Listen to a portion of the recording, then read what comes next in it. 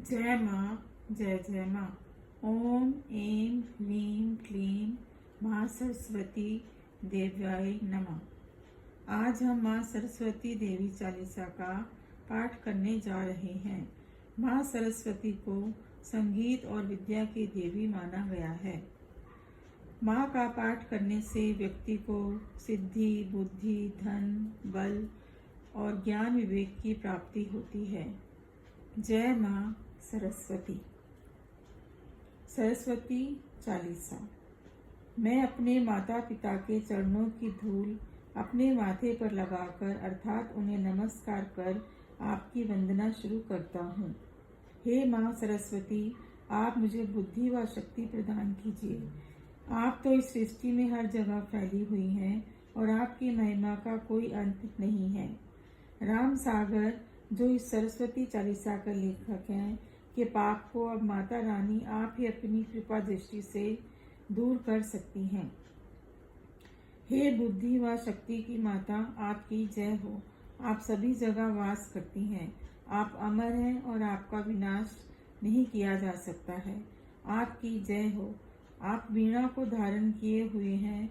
आपकी जय हो, जय हो, जय हो। आपका वाहन हंस है और आप सदैव उसी की ही सवारी करती हो।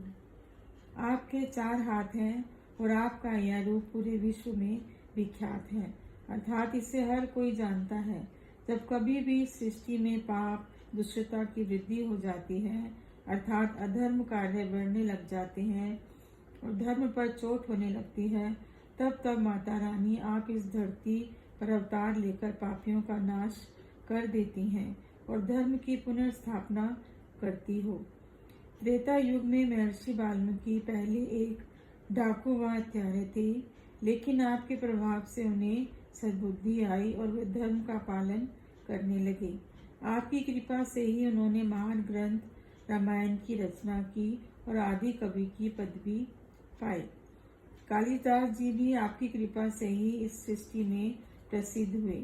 तुलसीदास व सूरदास जी के ऊपर भी आपकी ही कृपा थी और उन्होंने ऐतिहासिक ग्रंथों तथा काव्यों की रचना की। उन्हें किसी का और का सहारा नहीं था और आपने ही उन्हें विद्या व बुद्धि का सहारा दिया। हे माँ सरस्वती, मुझे गरीब को अपना सेवक मानकर मुझ पर कृपा कीजिए। अब संतान तो कई तरह के अपराध या गलतियाँ कर देती है, लेकिन आप अपने इस पुत्र के अपराध को मन में ना बैठाएं।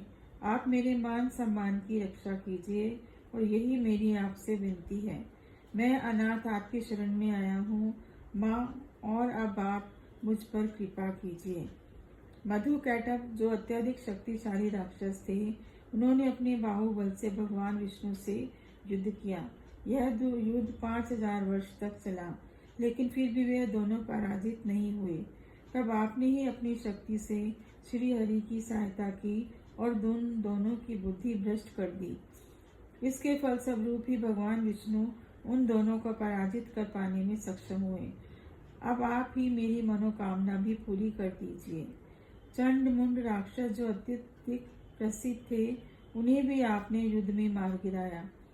रक्तबीज नामक राक्षस, जिसके नाम से सभी देवता ऋषि मुनि भी भय खाते थे, उसका सिर काटकर आपने उसका रक्त पी लिया और उसका संहार कर दिया। मैं बार बार आपसे ही प्रार्थना करता हूँ, आपने इस जगत के प्रसिद्ध राक्षस शुभ निशुभ का भी युद्ध क्षेत्र में संहार कर दिया था। जब राजा दशरथ अपने पुत्र भगवान श्री राम का राज्याभिषेक करने वाले थे, तब आपने ही भरत की माता कैकेयी की बुद्धि हर ली थी और वह मंत्रा की बातों में आकर श्री राम का 14 वर्ष का वनवास मांग बैठी थी। वहीं दूसरी ओर आपने दुष्ट रावण की भी बुद्धि हर ली थी और उसने माता सीता का हरण कर अपना ही वध करवा लिया था। उसके अंत में सभी देवता, मनुष्य व ऋषि मुनि प्रसन्न हो गए थे। आपका गुणगान तो इस सृष्टि में हर जगह किया जा रहा है और आपका कोई अंत भी नहीं है। जिसकी रक्षा स्वयं आप कर रही होती हैं, उसे तो स्वयं विष्णु भगवान या शिव भी नहीं मार सकते हैं। रक्तदंतिता, शाताक्षी और दानव भक्षी जैसे आपके कई नाम हैं। आपने वे काम भी करके दिखाए जो दिखने में असंभव लगते थे। इसी कारण संपूर्ण जगत में आपका एक नाम दुर्गा भी प्रसिद्ध हो गया। आप हमारे सभी तरह के दुखों को दूर कर देती हैं और हम पर कृपा का सुख प्रदान करती हैं। यदि किसी व्यक्ति को वहाँ का राजा क्रोधित होकर मारना चाहे, अर्थात वह राजनीति का शिकार हो जाए, यदि वह वन में खूंखार जानवरों से घिरा हुआ हो, समुद्र के बीच में उसकी नाव फंस जाए, आंधी तूफान में वह फंस जाए, भूत प्रेत पिशाच उसे सताएं, या फिर उसे गरीबी या कोई अन्य संकट सता रहा हो, तो उस समय उसे माँ सरस्वती का नाम लेना चाहिए। इससे उसके सभी तरह के संकट एक झटके में दूर हो जाएंगे। इस बात में किसी को शक नहीं करना चाहिए। यदि किसी व्यक्ति को पुत्र प्राप्ति नहीं हो रही है, तो उसे सब कुछ भूलकर माँ सरस्वती की पूजा करनी चाहिए। जो भी सरस्वती चालीसा का प्रतिदिन पाठ करता है, उसे माँ अवश्य ही सुंदर सा पुत्र प्रदान करती है। जो भी माता रानी को धूप, दीप व नैवेद्य चढ़ाता है, उसके सभी संकट दूर हो जाते हैं। जो मनुष्य नित्य रूप से माता रानी की भक्ति करता है, उसके पास किसी तरह का संकट नहीं आता है और वह सुख को प्राप्त करता है। यदि कोई व्यक्ति कारावास में बंद हो, तो उसे 100 बार सरस्वती जी का चालीसा का पाठ करना चाहिए। इससे उसकी बंदी टूट जाती है और वह स्वतंत्र हो जाता है। राम सागर आपसे यही प्रार्थना करता है कि आप इस सेवक पर कृपा कीजिए और उसका उद्धार कीजिए। हे माँ सरस्वती, आपका रूप सूर्य के समान प्रकाशमान है, जबकि मेरा रूप तो अंधकार से घिरा हुआ है, अर्थात मुझ में विद्या और बुद्धि का अभाव है। आप मुझे भव सागर में डूबने से बचा लीजिए और मेरी रक्षा कीजिए, ताकि मैं इसे पार कर सकूं।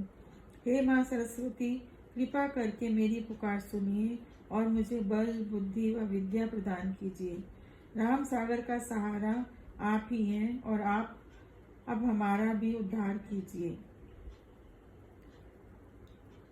माँ सरस्वती चालीसा समाप्त। माँ सरस्वती देवी आप पर अपनी कृपा बनाए रखे। भक्तजनों, कृपया मेरे चैनल को सब्सक्राइब करें और मेरे प्रोत्साहन को बनाए रखें। धन्यवाद।